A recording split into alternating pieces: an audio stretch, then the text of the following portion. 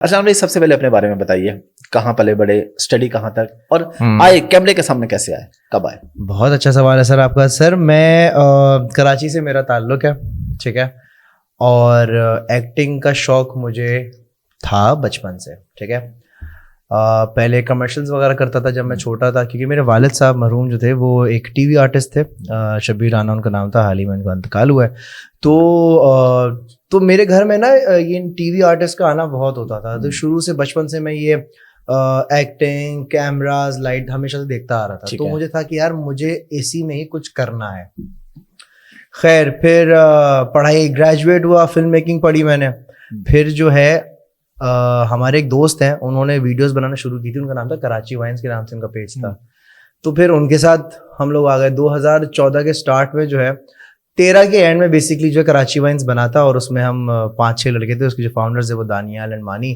तो हम उनके साथ जो है ना वीडियोस बनाते थे। उस टाइम पे व्यूज का चक्कर नहीं होता था, शेयर का चक्कर नहीं होता था, बस था कि बस हम तफरी करते थे, ठीक है। अब वो तफरी करते करते कब हमारे पास ब्रांड्स आना शुरू हुए, मोनेटाइजेशन यूट्यूब पे ऑन होना शुरू हुई, जब ये लफ्ज था नहीं ना, कंटेंट क्रिएटर, कंटेंट क्रिएशन, जब से अल्लाह का शुक्र है इस फील्ड में हूँ और बहुत मजा आ रहा है। मतलब आप शौक से आए थे, पैसे मैं शौक से। आजकल तो हमारी यंग जनरेशन, और कोई हर्ज भी नहीं है पैसों के लिए आना, शौक भी आपको पता ही नहीं था। हाँ, शौक भी बताऊं, शौक था बेसिकली मशहूर होने का। सही हो, हर वेरी ऑनेस्ट, हर किसी की ख्वाहिश होती है भाई वो मशहूर हो, बाहर जाए, लोग तस्वीरें खिंचवाएं, वो तो हमारी ये मोटिवेशन थी। बस इसमें हमें मजा आता था, मजे के साथ साथ पैसे आना शुरू हो गए, तो चेरी ऑन टॉप। पैसे कब आना शुरू हुए? Very good question sir. पैसे आए हमारे पास जब ब्रांड हमारे पास आया। और जब कराची वाइन्स की अगर मैं आपसे बात करूं, तो सबसे पहला जो था वो था लाल किला, एक ब्रांड, एक रेस्टोरेंट था, उन्होंने जो है वो स्पॉन्सर किया था, ज्यादा पैसे भी नहीं थे। तो ऐसे करके जब ये पैसे आना शुरू हुए ना कि भाई अच्छा मार्केटिंग भी कुछ चीज होती है, फिर थोड़ा बहुत हमने लोगों से सीखा, लोगों से समझा कि भाई ब्रांड इंटीग्रेशन क्या होती है, किस तरीके से जो है वो वीडियोस में आप मार्केट कर सकते हैं। ऐसे करते करते जो है वो गाड़ी चली, और फिर मैंने एक वक्त पे आके कराची वाइन्स को अलविदा कर दिया था। वो हम थोड़े बड़े हो रहे थे, थोड़ी जवानी उरूज पे थी, थोड़ा बचपना भी था, हम लड़ पड़े दोस्तों से। हमने बोला नहीं यार मैं अपना करूंगा। तो फिर मैंने अपना यूट्यूब चैनल कर लिया था 2017 में, अजलान शाह के नाम से, जिसपे मैं एनिमल रिलेटेड कंटेंट बनाता था, ठीक है।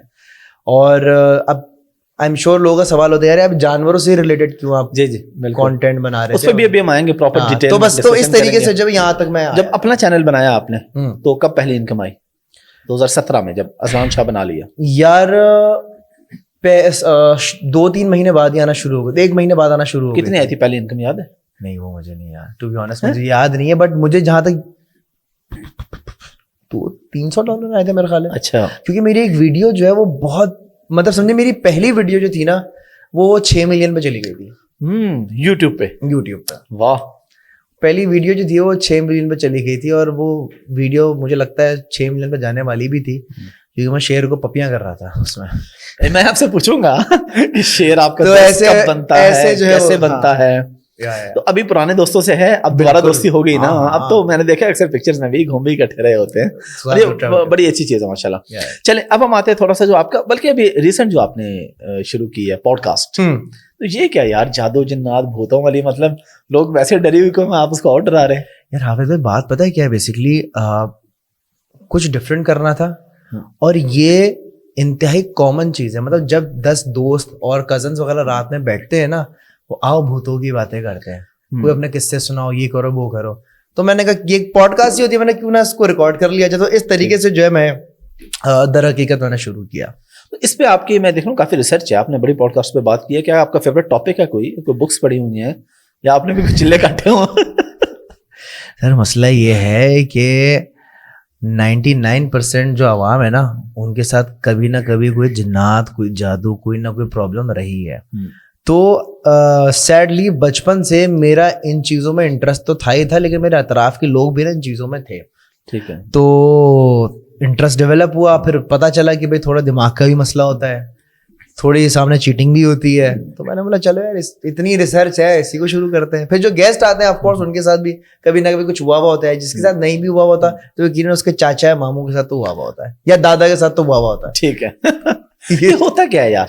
लोग मसलन मैं आपको बताऊं, हर कोई ना कोई दोस्त बैठे, यार वो एक दफा बैठे थे, अजीब सी आवाजें आना शुरू हो गई, ऊपर से पानी गिरा वाली तो नॉर्मल है कि यार मेरे ऊपर कैसे पानी गिरा, देखा भाई ना छत टपक रही है, ना बारिश हुई है, ना कमरे में कोई पानी का ग्लास है, पानी आया किधर से? तो ये क्या सीन होते हैं? सर मैं आपको सच बात बताऊं, ये मैं अपनी पॉडकास्ट में किस्सा सुना चुका हूँ। मैं अपने घर की सीढ़ियाँ चढ़ रहा था, घर के अंदर कवर्ड घर है, ठीक है, अंदर सीढ़ियाँ चढ़ते चढ़ते अचानक से ना मुझे बहुत गीला गीला अपने बैक पे फील हो। मैंने बोला ये क्या है, ऊपर गया, मैंने कहा मैं चेक किया तो पता चला किसी ने थूक फेंका हुआ था। अब सुनने में किसी ने, तो अब किसने थूक फेंका ये आज तक नहीं पता, लेकिन जो मेरा जो सीढ़ियाँ थी ना वो थी हॉन्टेड बेसिकली। वहाँ कभी जूतों का रैक कोई उठा के हवा में उड़ के फेंक देता था, कभी थप्पड़ पड़ जाते थे, कभी जो छोटे बच्चों के शूज नहीं होते उसमें चू चू चू करके आवाज आती थी, रात के 3-2:30-3 बजे चू चू चू चू के घर के अंदर से आवाज आ रही, घर में कोई बच्चा भी नहीं था। तो इस किस्म की चीजें होती। तो हाँ, ये कहते हैं कि कभी जो है वो दिमागी मसला होता है। अच्छा, कभी कहते दिमागी मसला होता है, कभी कभार कुछ चीजें सच भी होती है। आपके साथ कभी हुआ कुछ? यार मेरे साथ हो चुका है, सच वाला? हाँ सच वाला हो चुका है। मेरा एक दोस्त पोजेस हो गया था एक दफा, और वो हम लोग शारे फैसल पे थे, जा रहे थे, एंड रात को 12:30-1 बज रहा था, and all of a sudden जो है उसकी सांस फूलने लगी और चीखे मारने लगा।